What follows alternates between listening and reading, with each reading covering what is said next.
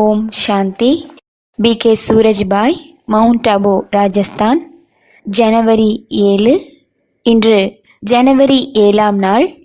தபஸ்யா மாதம் மிக அழகாக சென்று கொண்டிருக்கின்றது. நாம் தபஸ்யா செய்ய வேண்டும், செய்விக்க வேண்டும், யோகயுக்தான வாழ்க்கை வாழ வேண்டும். அனைவரும் ஒருவருக்கொருவர் ஊக்கம் அளிக்க வேண்டும். ஊக்கம், உற்சாகம் நிறைந்த வாழ்க்கையானது நமக்கு யோகயுக்த வாழ்க்கை வாழ்வதில் மிகவும் உதவி செய்கின்றது. ஊக்க உற்சாகம் என்பது பிராமண வாழ்க்கையினுடைய சுவாசமாகும். எந்த பிராமணர்களிடத்தில் காரியம் செய்வதில் ஊக்க உற்சாகம் இல்லையோ அவர்கள் சுவாசமற்றவர்களாக இருக்கின்றார்கள். அவர்களுடைய முழு குஷியும் அழிந்து விடுகின்றது. ஒருவேளை விசேஷமாக ஏதாவது அடைவதற்கான ஆர்வத்தில் மூழ்கி இருந்து இதை நான் எப்படியாவது அடைந்தே தீர வேண்டும் என்ற ஊக்கமும் இருந்தால் அந்த வாழ்க்கை முழுவதும் மகிழ்ச்சி நிறைந்திருக்கும். இது போன்ற ஆர்வமும் ஊக்க உற்சாகமும் இருக்கும் போது உடலும் மனமும் ஆரோக்கியமாக இருக்கின்றது. மேலும் காரியங்கள் செய்வதற்கான ஊக்க உற்சாகமும் மனதில் தோன்றும். அப்போது நாம் உறங்கச் செல்லும் போதும் ஊக்க உற்சாகத்துடன் இருக்க முடியும், விழித்தெழும் போதும் ஊக்க உற்சாகத்துடன் இருப்போம். இந்த ஜனவரி மாதத்தில் நாம் சிரேஷ்டமான தபஸ்யா செய்ய வேண்டும். நீங்கள் அனைவரும் கூட அவசியம் இந்த தபஸ்யா செய்து கொண்டிருப்பீர்கள். தனது மனதை சிரேஷ்டமான ஊக்க உற்சாகத்தில் நிறைத்து வைத்து கொள்ள வேண்டும். பிறரையும் ஊக்க உற்சாகத்தில் கொண்டு வர வேண்டும். ஊக்கம், உற்சாகம், ஈடுபாடு என்பது இருக்கும் பொழுது நமக்குள் தடைகள் தானாகவே அழிந்துவிடும். எங்கு ஈடுபாடு குறைவாக இருக்கின்றதோ அங்கு வீணானது உள்ளது. வாழ்க்கையில் ஊக்கம், உற்சாகம் இல்லை என்றால் அநேக பிரச்சனைகள் தொந்தரவு செய்கின்றது. எனவே நாம் அவசியம் ஊக்கம், உற்சாகத்துடன் இருக்க வேண்டும். அதன் கூடவே மிகவும் இனிமையானவராகவும் இருக்க வேண்டும். பாபாவுடைய குழந்தை ஆன பிறகு தன்னுடைய அகங்காரத்தை கண்டறிந்து அழித்துவிட வேண்டும். இனிமையினால் தன்னுடைய வாழ்க்கையை அலங்காரம் செய்வதுதான் உண்மையான விவேகத்தின் அடையாளமாகும். யார் ஸ்வீட் அண்ட் சாஃப்டாக இல்லையோ அவர்களால் யோகியாக இருக்க முடியாது. யார் சரளமான உள்ளமுடையவர்களோ அவர்களே சகஜ யோகியாக ஆக முடியும். யாரிடம் சரளத்தன்மை குறைவாகவும் அகங்காரம் அதிகமாகவும் இருக்கின்றதோ அவர்கள் யோகயுக்தாகுவது கடினமானதாக இருக்கின்றது. இப்போது நம்மை நாம் சரளத்தாவினுடைய குணத்தினால் அலங்காரம் செய்து கொள்வோம்.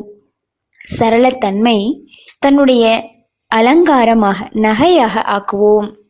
சரள உள்ளமுடைய ஆத்மாக்களுக்கு 2 விசேஷ லட்சணங்கள் இருக்கின்றது. முதலாவது, நேரத்திற்கு தேவைக்கு ஏற்ப தன்னை வளைத்து கொடுப்பது, அதாவது மோல்டாகுவது, பணிவது, தன்னைத்தான் மாற்றிக்கொள்வது.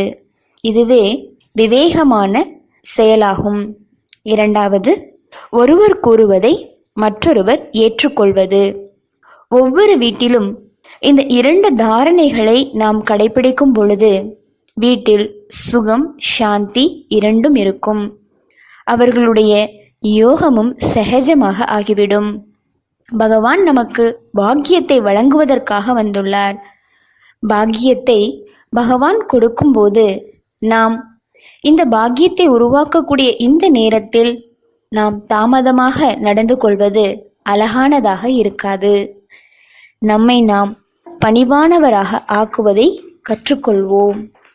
பணிவானவர்களே கீழே வீழ்ந்தவர்களை உயர்த்த முடியும். பணிவு இல்லாதவர்கள் உடைந்து போவார்கள். எனவே வளைந்து கொடுக்கக்கூடிய பண்பை நாம் வளர்த்து கொள்ள வேண்டும். வளைந்து கொடுக்கும் மரம், செடி, கொடியானது தீவிரமான புயல் வந்தாலும் மகிழ்ச்சியில் ஆடிக்கொண்டிருக்கும், அசைந்து கொண்டிருக்கும். ஆனால் கடினமான, நேராக நிமிர்ந்து நிற்கும் மரமானது வளைந்து கொடுப்பதில்லை. எனவே அது உடைந்து போய்விடுகின்றது. நாமும் தன்னைத்தான் மிகவும் வளைந்து கொடுக்கும் இயல்புடையவராக ஆக்கிக்கொள்வோம். இன்று முழு நாளும் நாம் தனது 5 சொரூபங்களுடைய பயிற்சி செய்வோம்.